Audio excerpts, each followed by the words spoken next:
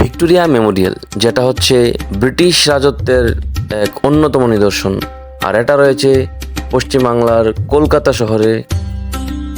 1901 খ্রিস্টাব্দে যখন রানী ভিক্টোরিয়া মারা যান, তারপর তৎকালীন ভাইসরয় লর্ড কার্জন এক প্রস্তাব পাশ করেন এবং 1906 খ্রিস্টাব্দে এই ভিক্টোরিয়া মেমোরিয়াল স্থাপন করেন এবং তার জন্য 1,05,00,000 টাকা তৎকালীন অর্থ সংগ্রহ করা হয়েছিল।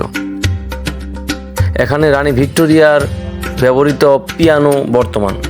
ভিক্টোরিয়া মেমোরিয়াল সবার কাছে মিউজিয়াম হিসাবে পরিচিত, আর তৎকালীন ব্রিটিশ আমলের তথা রানী ভিক্টোরিয়া দ্বারা ব্যবহৃত বিভিন্ন রকমের সামগ্রী, প্রায় 3,000-এরও বেশি সামগ্রী এখানে বর্তমান। এই ভিক্টোরিয়া মেমোরিয়ালের উচ্চতা হচ্ছে 184 ফিট, আর এটাকে বানানো হয়েছিল মাকরানা মার্বেল দিয়ে, যা তাজমহল বানানোর সময় ইউজ করা হয়েছিল যে মার্বেল।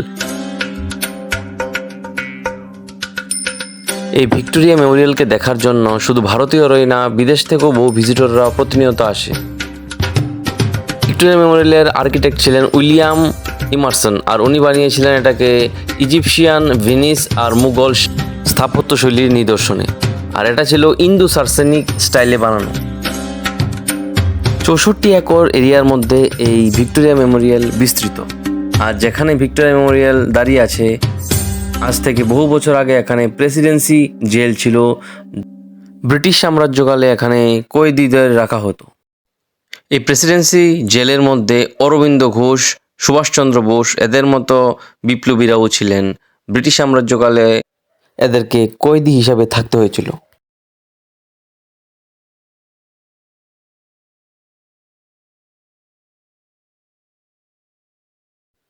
মেমোরিয়াল হল ছাড়াও ভিক্টোরিয়ার চারিদিকে ফুলের বাগান, বসার জায়গা, ঝর্ণা, ছোট জলাশয় তথা পার্কের মতো ব্যবস্থা আছে, যা ভিজিটরসদের দৃষ্টি আকর্ষণ করার জন্য যথেষ্ট।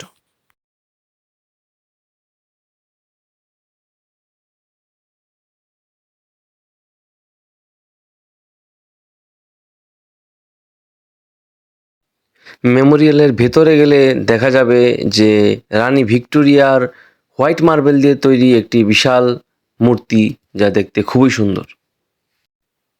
এটা একটা মিউজিয়ামের মতো, আর এর ভেতরে অনেক অ্যান্টিক জিনিস আছে এবং এগুলি সবগুলি ব্রিটিশ আমলের। ভিক্টোরিয়ার বিশেষ আকর্ষণ হলো এর সন্ধ্যা সময়ের লাইটিং শো, যা হচ্ছে 3D লাইটিং শো, আর এটা দেখানো হয় 6:30 থেকে 7:15 অবধি। প্রায় 45 মিনিটের এই লাইটিং শো হয়ে থাকে। এই লাইটিং শোর মধ্যে ভারতীয় সংস্কৃতির অনেক দিক ফুটিয়ে তোলা হয়। তো আপনারা আমার এই ভিডিওতে এই 3D লাইটিং শো উপভোগ করুন।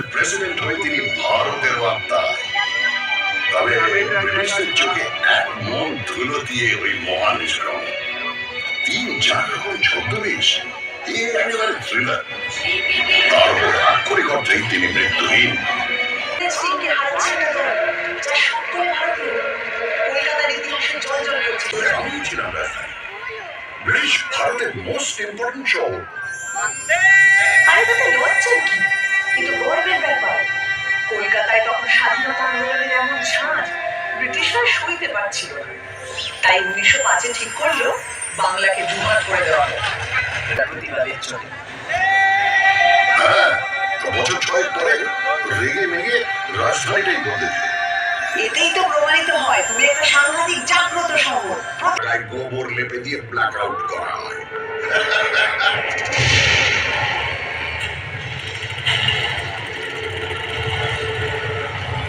কত হাসির তো কিছু নেই, তোমার মুখে তো কঙ্কালের পোঁছ নেই বাবু। আর অন্য লোকেরা তাদের দিনে অফিস করেছে, আড্ডা মারতে গেছে। ফ্যান দাও, ফ্যান দাও, চিৎকার চাপা দিয়ে দরজা জানলা বন্ধ করে গ্রাম করে গান শুনেছে। এটাই হচ্ছে প্রাণের শহর, the city of joy, Kolkata. তো এই 3D লাইটিং শো কেমন লাগলো আপনাদের কমেন্ট করে জানাবেন, আর আপনারাও একবার এসে কলকাতায় ভিক্টোরিয়া মেমোরিয়ালকে উপভোগ করে যান। আর আমার এই ভিডিও ভালো লাগলে আমার চ্যানেলকে সাবস্ক্রাইব অথবা ফলো করেন। নমস্কার।